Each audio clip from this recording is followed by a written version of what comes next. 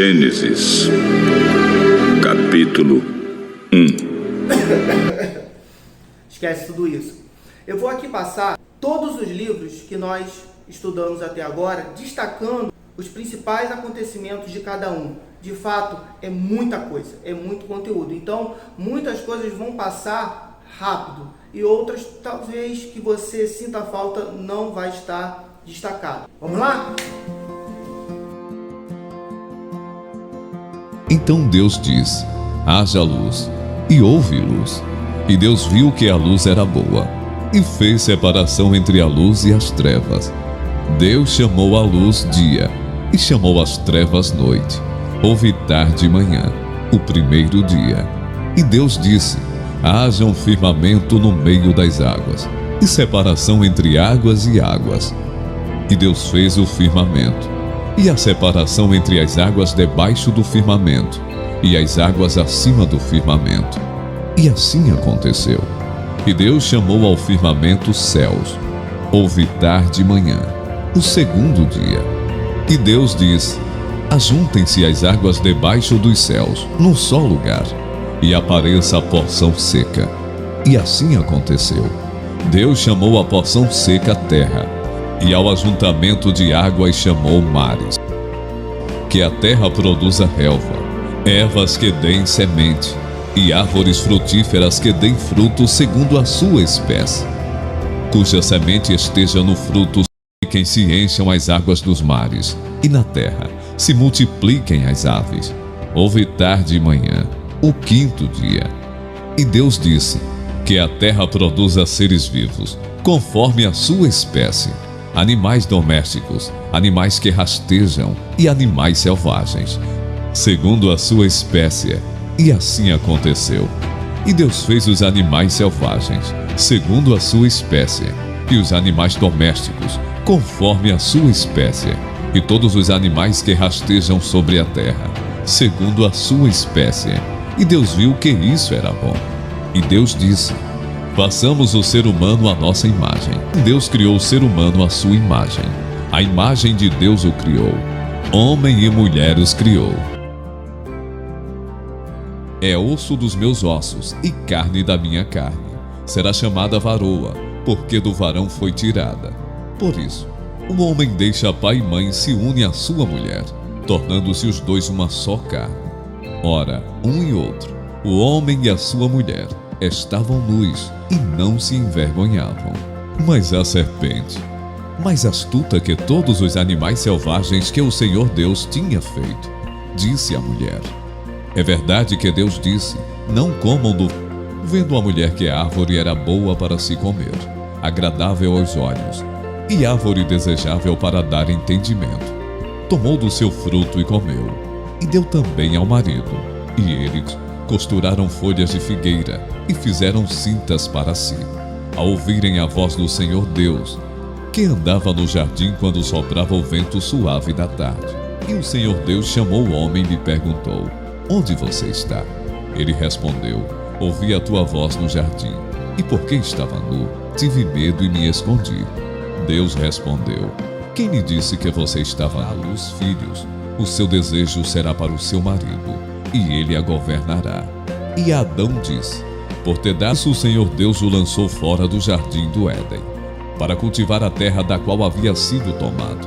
E depois de lançar fora o homem, Deus colocou querubins a leste do jardim do Éden, e uma espada flamejante que se movia em todas as direções, para guardar o caminho da árvore.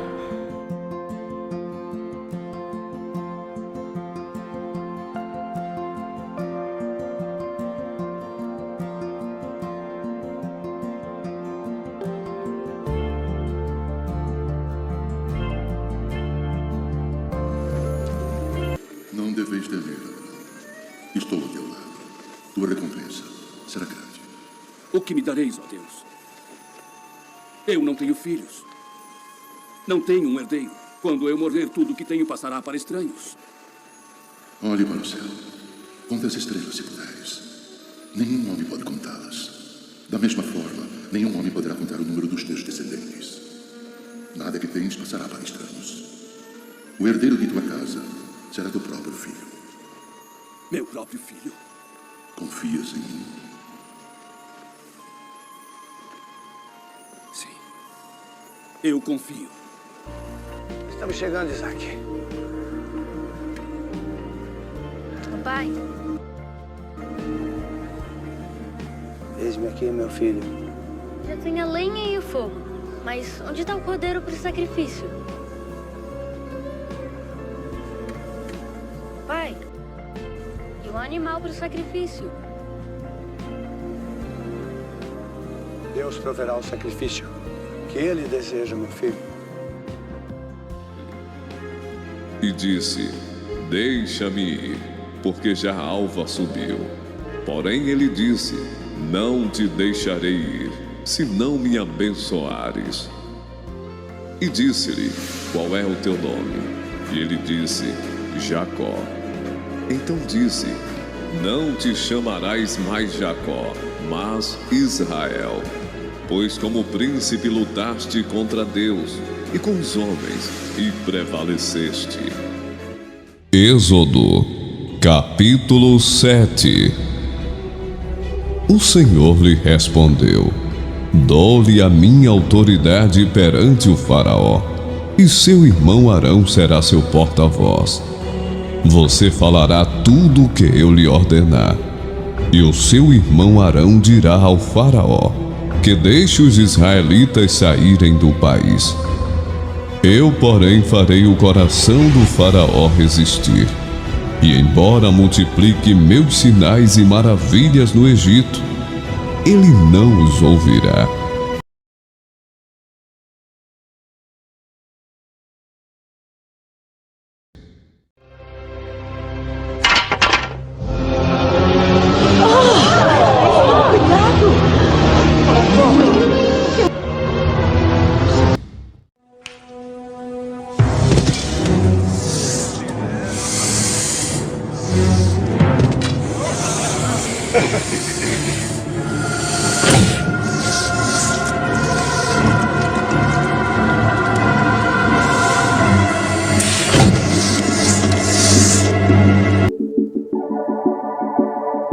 E elas se transformarão em sangue. Haverá sangue por toda a terra do Egito. Que estenda a mão com a vara sobre os rios, sobre os canais e sobre os açudes, e faça subir deles rãs sobre a terra do Egito. Assim fizeram. E quando Arão estendeu a mão e com a vara feriu o pó da terra, surgiram piolhos nos homens e nos animais. E assim fez o Senhor. Grandes enxames de moscas invadiram o palácio do faraó e as casas de seus conselheiros, e em todo o Egito a terra foi arruinada pelas moscas. Palos, os jumentos, os camelos, os bois e as ovelhas. Mas o Senhor fará distinção entre os rebanhos de Israel e os do Egito, vindo sobre toda a terra do Egito.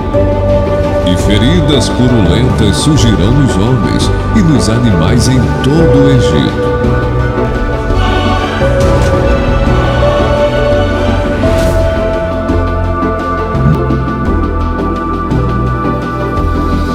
Sobre homens, sobre animais e sobre toda a vegetação do Egito, uma tempestade de granizo como aquela em todo o Egito, desde que este se tornou uma nação.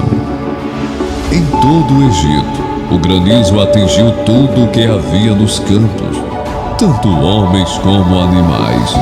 Destruiu toda a vegetação, além de quebrar todas as árvores, para que os gafanhotos venham sobre a terra e devorem toda a vegetação, tudo o que foi deixado pelo granizo.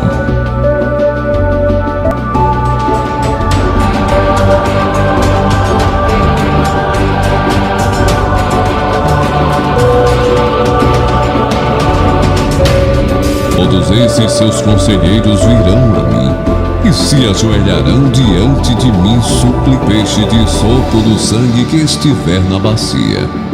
E e passem o sangue na viga superior para matar os egípcios.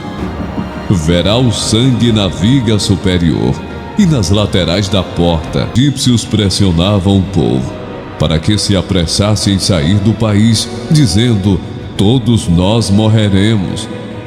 Ora, o período que os israelitas viveram no Egito foi de 430 anos. No dia quando se completaram os 430 anos, todos os exércitos do Senhor saíram do Egito. Assim, como o Senhor passou em vigília aquela noite para tirar do Egito os israelitas, estes também devem passar em vigília essa mesma noite, para honrar ao Senhor por todas as suas gerações. Vede como tua mão é poderosa.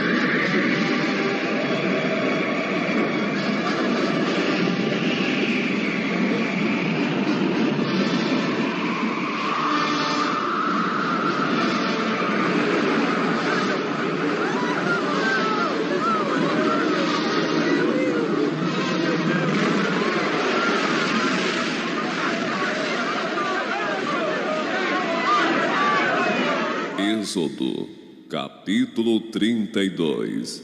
O bezerro de ouro.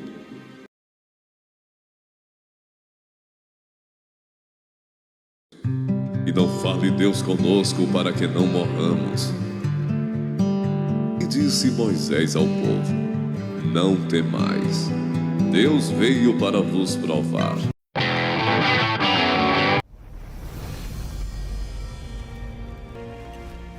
De onde você vem?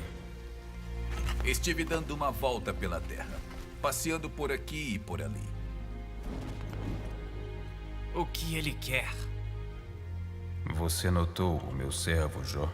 No mundo inteiro não há ninguém tão bom e honesto como ele. Ele me teme e procura não fazer o mal. Sim, mas Jó tem uma boa razão para temer a Deus.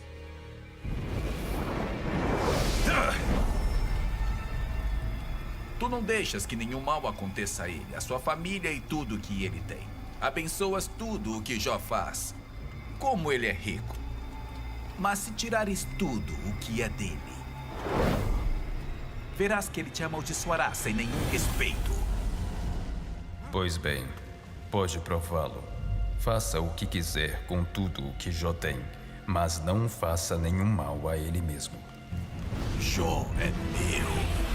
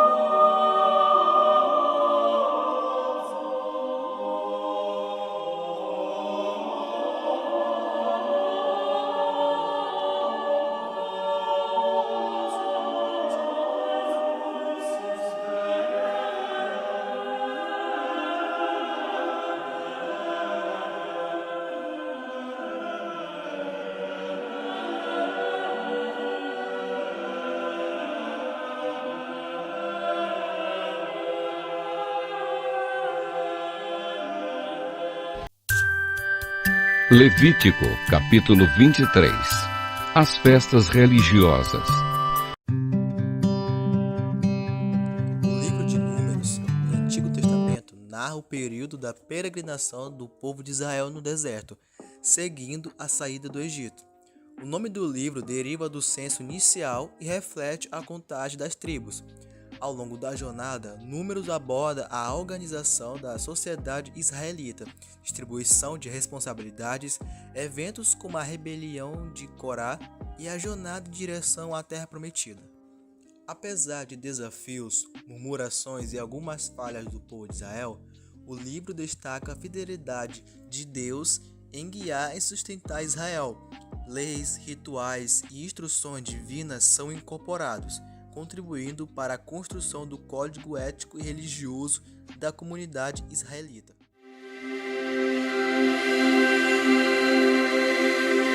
Deuteronômio, capítulo 1. Estes são os sermões que Moisés pregou a todo Israel quando os israelitas estavam a leste do Jordão, no deserto da Arabá, diante de Sufi, perto de Parã, Tofel, Labã, Hazerote e Dizaabe. O livro de Deuteronômio contém as últimas palavras de Moisés aos filhos de Israel, antes de entrarem na terra de Canaã, com Josué como o líder.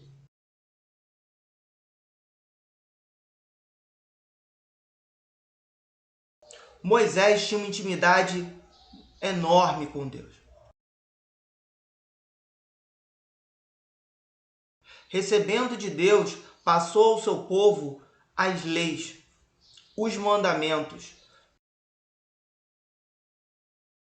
Existem diversos ensinamentos que nós temos aqui no livro de Deuteronômio.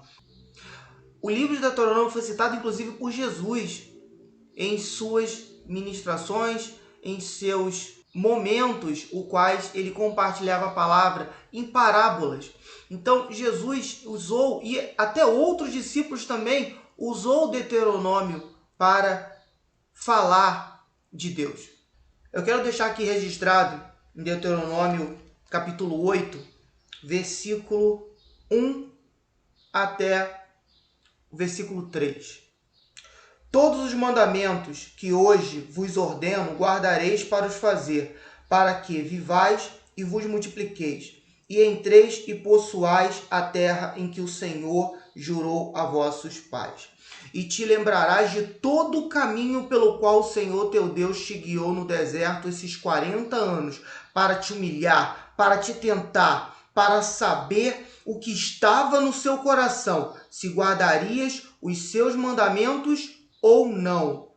E te humilhou, e te deixou ter fome, e te sustentou com o maná que tu não conhecestes, nem teus pais o conheceram, para te dar a entender que o homem não viverá só de pão, mas de tudo o que sai da boca do Senhor, o homem viverá.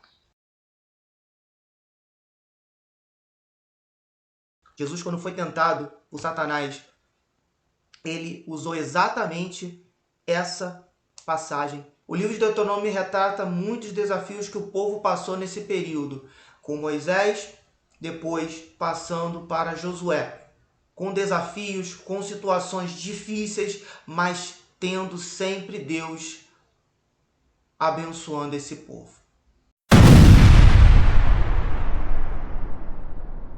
Meu servo Moisés está morto. Levanta-te, passa o Rio Jordão, tu e todo o povo de Israel, à terra que eu dou a eles. O grande momento de Josué havia chegado, mas a sua tarefa parecia além da força humana, pois dessa vez o Jordão transbordava por causa das cheias e estava muito profundo e veloz para a travessia das pessoas. Mas Deus tranquilizou Josué. Não temas, nem te espantes, porque o Senhor teu Deus está contigo por onde quer que andes. Quando Josué ouviu essas palavras do Senhor, ele resolveu dizer para o seu povo se preparar imediatamente para cruzar o Jordão e ir para Canaã. Levaria muitos dias para os israelitas, que eram milhares de pessoas, irem do seu acampamento até as margens do Jordão. Enquanto isso, Josué decidiu enviar homens na frente para explorar a terra, principalmente a cidade de Jericó, que ficava logo além do rio. Descobri quão forte é a cidade, o tamanho dos seus muros e o número dos seus soldados. Pois temos que tomar Jericó antes de podermos ir mais adiante na terra de Canaã. Bom, Deus esteja com vocês e lhes traga de volta em segurança. Os espiões foram cautelosos. Mesmo assim, foram vistos entrando em uma certa casa em Jericó, e soldados correram para lá para prendê-los. Uma mulher de nome Raabe vivia naquela casa, e os soldados falaram asperamente com ela. Chame os homens que vieram à sua casa. Eles são espiões. É verdade que vieram homens, mas eu não sabia de onde eram.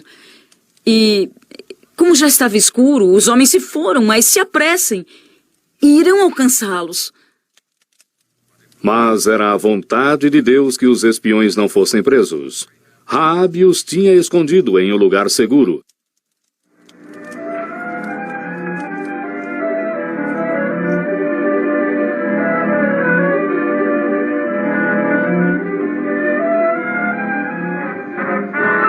Então Raabe explicou aos homens de Josué por que ela os ajudara. Eu sei que o Senhor tomou a nossa terra e que todos têm medo de vocês. Não há mais coragem em nenhum de nós, porque o seu Deus é o Deus dos céus e da terra. Temos ouvido que o Senhor secou as águas do Mar Vermelho diante de vocês quando saíram do Egito. Agora jurem pelo seu Deus, pois fui bondosa com vocês e também serão comigo. Salvarão meus pais e toda a minha família. Nossa vida responderá pela sua. Se não denunciar por que viemos aqui, seremos bondosos com você quando o Senhor nos der essa terra. Com a ajuda de Raabe, os espiões fugiram em segurança. Enquanto os sacerdotes com a arca do concerto permaneciam no leito do rio, as águas à sua direita ficaram como um muro. Amando de Deus, Josué colocou pedras do outro lado do Jordão perto do seu acampamento em Gilgal, para lembrar o povo como de novo o Senhor os ajudara com seu grande poder. Um homem de cada uma das 12 tribos de Israel trouxe uma pedra do leito do rio por onde passaram. E Josué falou ao povo. Quando os seus filhos, no futuro, perguntarem aos seus pais o que significam estas pedras, então dirão a eles: os israelitas passaram este Jordão no seco. O Senhor nosso Deus fez secar as águas do rio, assim como o Senhor nosso Deus fez secar as águas do Mar Vermelho, para que todos os povos da terra conheçam sua mão, que é forte, e para que temam a Ele todos os dias. Mas enquanto ele estava lá, perdido em pensamento, de repente viu alguém perto dele. Era um homem, vestido como um soldado, carregando uma espada reluzente na mão. Então Josué perguntou para ele: é um dos nossos ou dos nossos inimigos? Nenhum dos dois. Eu sou o príncipe do exército do Senhor. Que diz meu senhor ao seu servo? Tira os teus sapatos, porque o lugar em que estás é santo. Josué obedeceu ao seu visitante celestial, e assim, enquanto ele ouvia, o Senhor revelou o seu plano para tomar Jericó. Um plano que Josué seguiu quando ele atacou a cidade. Mas Raabe tinha certeza de que logo os israelitas tomariam Jericó. Então ela pendurou um cordão escarlate na sua janela, como os espiões de Josué lhe haviam dito. No 7º dia, o povo de Israel marchou de novo em volta da cidade. Não uma, mas 7 vezes. Na 7ª vez, os sacerdotes tocaram ruidosamente as suas trombetas. E Josué gritou para o seu povo e disse: gritem, porque o Senhor lhes está dando a cidade. Então todo o povo fez grande barulho e com o som, os muros de Jericó começaram a cair.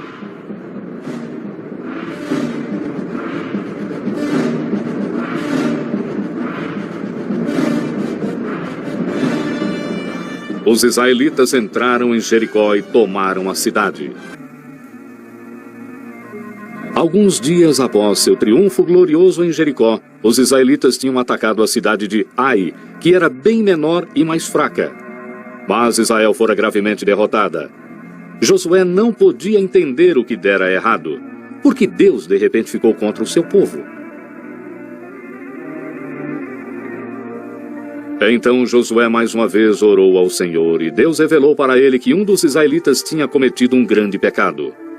Então Deus disse para Josué como encontrar o homem que trouxera a derrota aos israelitas. Foi isto que eu fiz. Quando vi entre os despojos uma boa capa babilônica, 12 libras de prata e uma cunha de ouro pesando 2 libras, eu cobicei-os e entomei-os. E estão enterrados no meio da minha tenda.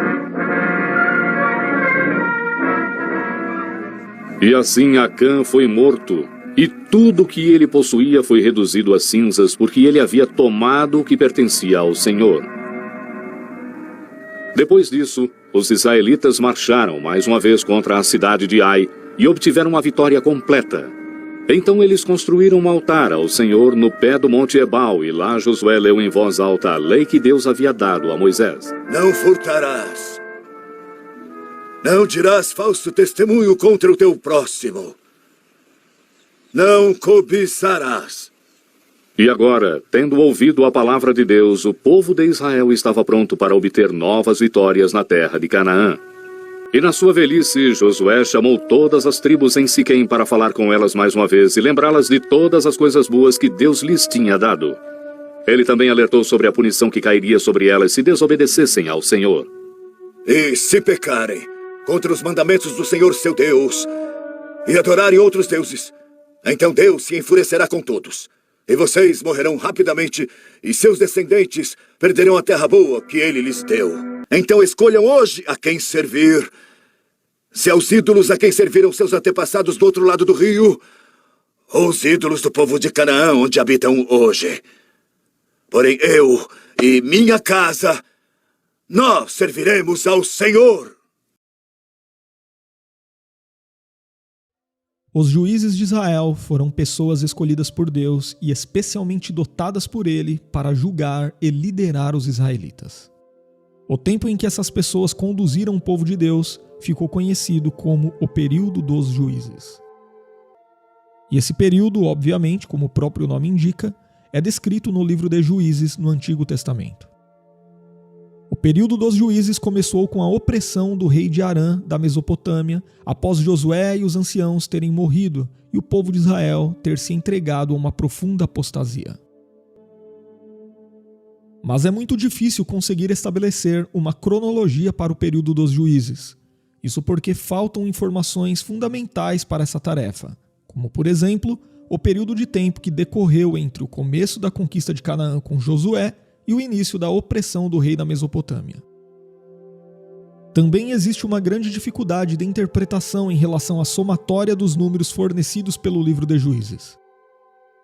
Isso porque, ao totalizar os períodos de opressão e de governo dos juízes, chega-se a um resultado que excede significativamente o período de tempo total aceitável para esse momento histórico. Portanto, devemos entender que alguns períodos de opressão e de trégua sob a liderança dos juízes se sobrepuseram, de forma que não é possível determinar por quanto tempo houve sobreposição em cada caso específico.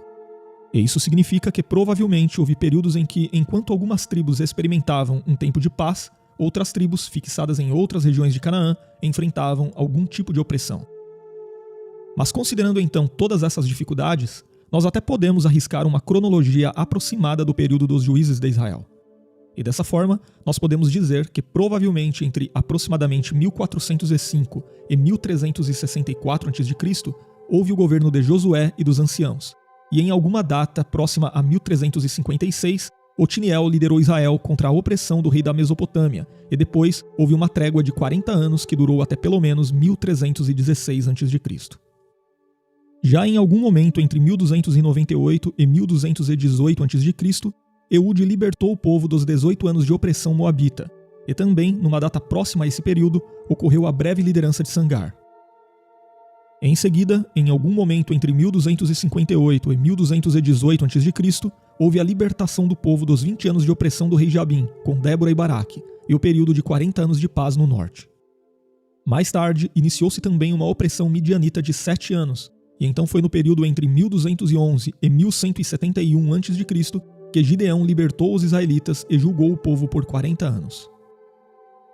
Depois desse período, houve o reinado perverso de Abimeleque, filho de Gideão, que se tornou um tipo de rei não autorizado em Siquém por um período de 3 anos. Em seguida, em algum momento entre aproximadamente 1168 e 1123 a.C., houve as lideranças de Tolá e Jair, e depois o povo amonita oprimiu os israelitas por 18 anos, até que Deus levantou Jefité para libertar o povo.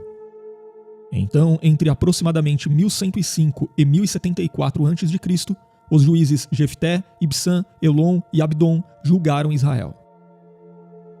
A parte final do livro de Juízes também relata o período de 40 anos em que os israelitas estiveram sob a opressão dos filisteus e a série de proezas de Sansão que julgou Israel por 20 anos. E se estendermos a nossa cronologia até os registros do primeiro livro de Samuel, alcançando assim uma data próxima a 1050 ou 1030 a.C., temos o registro da captura da Arca da Aliança e a morte do sumo sacerdote Eli, que também julgava Israel naquele tempo. E depois encontramos o relato da Batalha de Ebenezer e o registro do período de liderança do profeta Samuel, que culminou no início da monarquia com a escolha de Saul como o primeiro rei de Israel.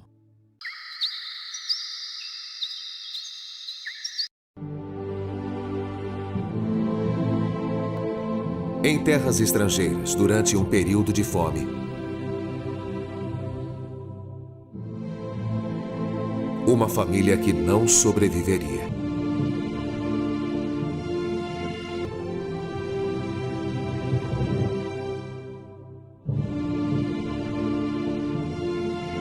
Quando tudo está perdido.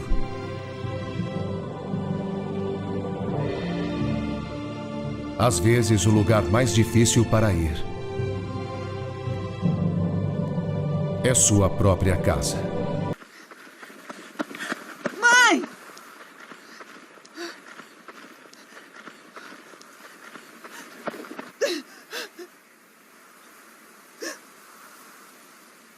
Não me force a voltar para Moabe. Eu não vou deixar a senhora. Eu quero seguir a senhora. Aonde a senhora for, eu irei. Onde viver, eu viverei. O seu povo será o meu povo. E o seu Deus, o seu Deus será o meu Deus.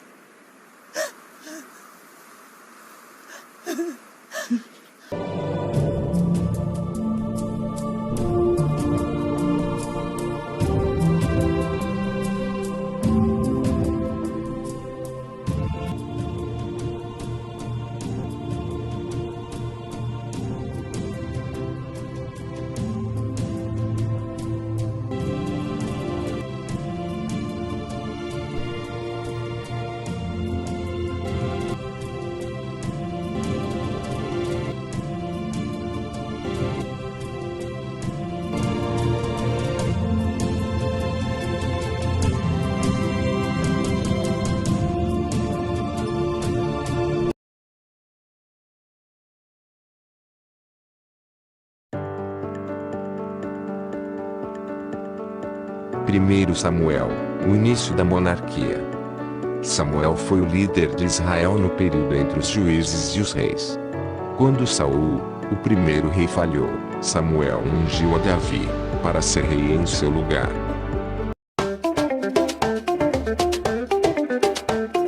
Segundo Samuel, o reinado de Davi. O rei Davi governou primeiro em Judá e depois em todo Israel. A nação se fortaleceu, mas com seu pecado veio sofrimento, tanto em sua família como para o povo. Primeiro Reis, o reino dividido e a idolatria. Este livro inicia com o reinado de Salomão e a construção do templo.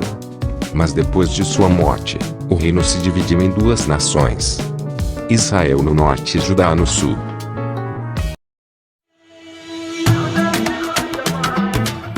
Segundo Reis, cativeiro de Israel e Judá. Por causa da desobediência às leis de Deus, o reino do norte, Israel, foi conquistado pela Síria e posteriormente o reino do sul, Judá, tomado pela Babilônia.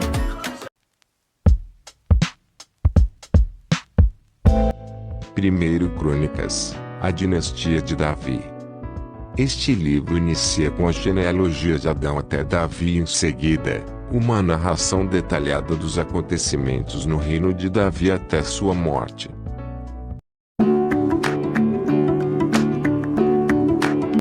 Segundo Crônicas, Judá, o Reino do Sul. Este livro abrange o mesmo período que Segundo Reis, começando com o reinado de Salomão e depois a divisão da nação, mas com ênfase em Judá e seus governantes.